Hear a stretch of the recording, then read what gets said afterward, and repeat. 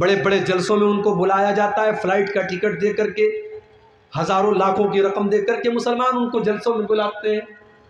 سوامی جی جلسے میں آتے ہیں، بڑی اچھی تقریر کرتے ہیں، اللہ کے نبی کی تعریف کرتے ہیں، مسلمان بیچارہ خوش ہو جاتا ہے، ارے یہ تو سوامی جی ہیں، یہ تو پنڈت جی ہیں، ماتھے پر ٹیکا لگائے ہوئے ہیں اور یہ اسلام کی تعریف کر رہے ہیں، ہمارے نبی کی تعریف کر رہے ہیں۔ سوامی جی تقریر کر کے، تعریف بٹور کر کے اور فلائٹ کے ٹکٹ کو لے کر کے چلے جاتے ہیں، لمبا چوڑا پیسہ لے کر کے چلے جاتے ہیں۔ او لوگوں، ہماری عوام کتنی نادان ہے، ہماری عوام کتنی پاگل ہے کہ وہ اپنے مولویوں اور اپنے علماء کے منہ سے بھی اپنے نبی کی تعریف سننا نہیں چاہتی، اسے نبی کی تعریف بھی کسی سوامی کے منہ سے اچھی لگتی۔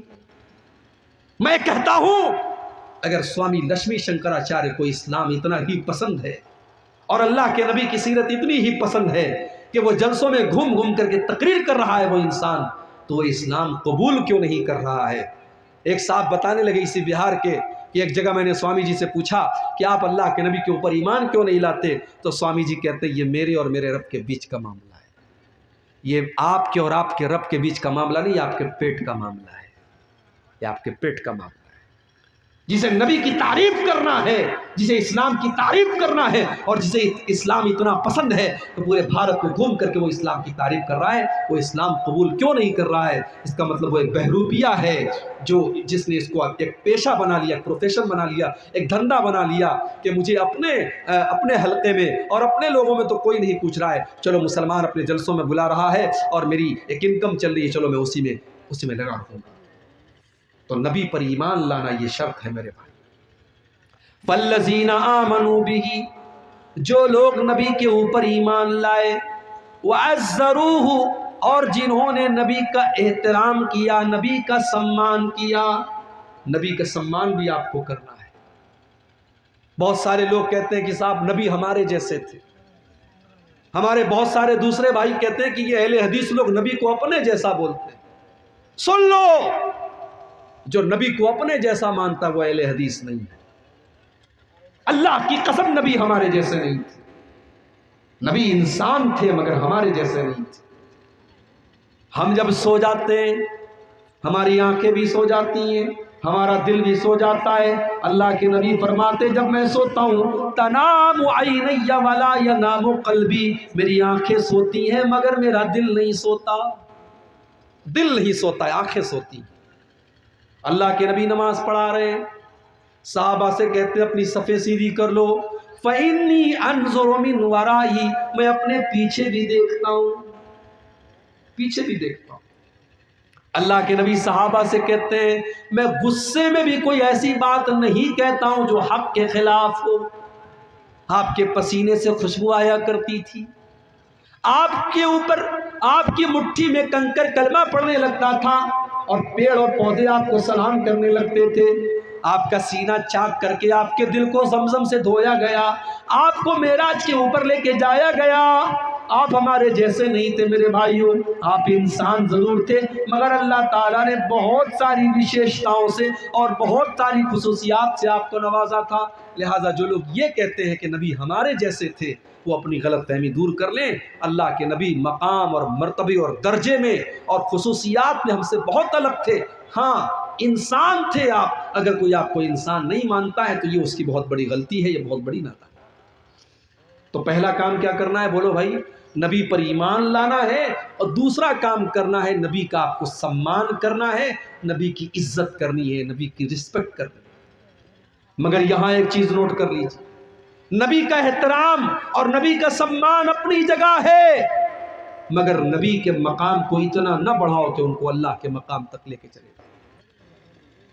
عیسائی لوگ بھی تو حضرت عیسیٰ کو مانتے ہیں، بہت مانتے ہیں، مگر ان کی محبت ان کے کام نہیں آئے گی، کیونکہ وہ عیسیٰ علیہ السلام کو سن آف گاڈ مانتے ہیں، اللہ کا بیٹا مانتے ہیں، اور یہ بہت بڑی گالی ہے جو وہ اللہ کو دیتے ہیں، اس سے بڑی گالی اللہ کے لیے کوئی نہیں ہو سکتی۔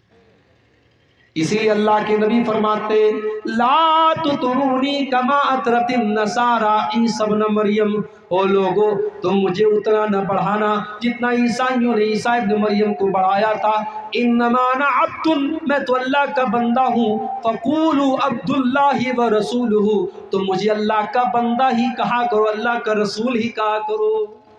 اللہ کے نبی اپنی ساری خوبیوں کے باوجود اللہ کے بندے تھے، اور بندے کا کمال یہی ہے کہ بندے کو بندہ کہا جائے۔ اگر کوئی اللہ کے مقام تک اللہ کے نبی کو پہنچانے کی کوشش کرتا ہے یہ بہت بڑا گناہ ہے اور آپ کی شان میں غلو ہے۔ تو دو چیزیں میں نے بیان کر دی، دو چیزیں اور بیان کر کے بات ختم کرتا ہوں۔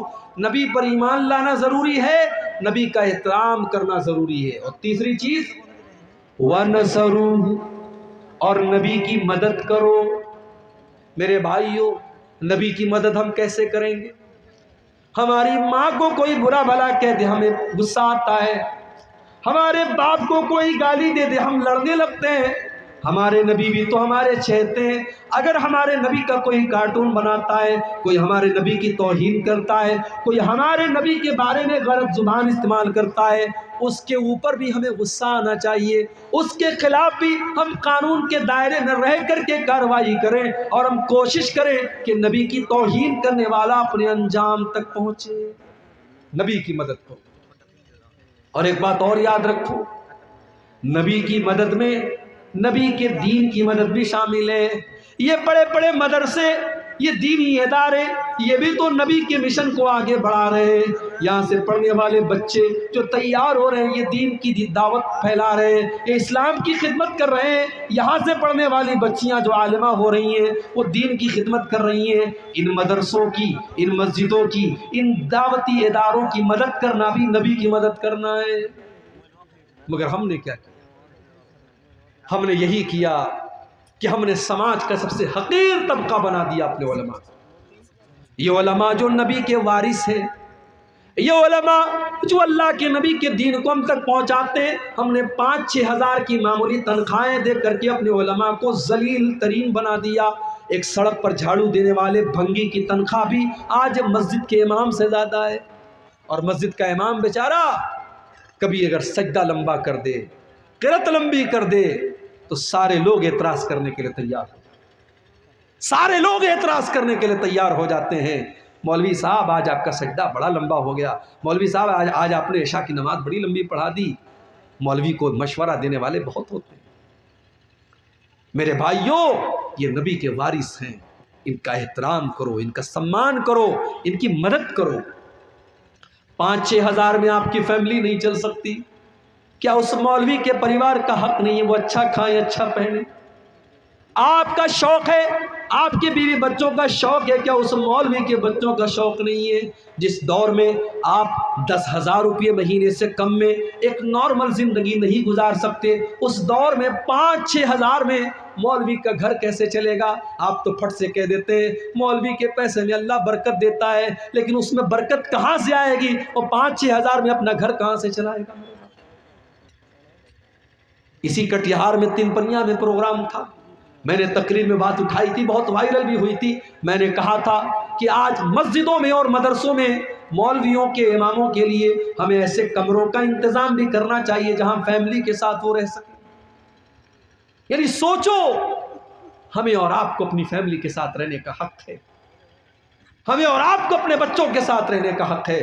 مولوی بیچارہ جیتے جی اس کی بیوی بیوہ بن کر کے زندگی گزارے، اس کے بچے یتیم بن کر کے زندگی گزارے، یہ کہاں کا انصاف ہے میرے بھائی؟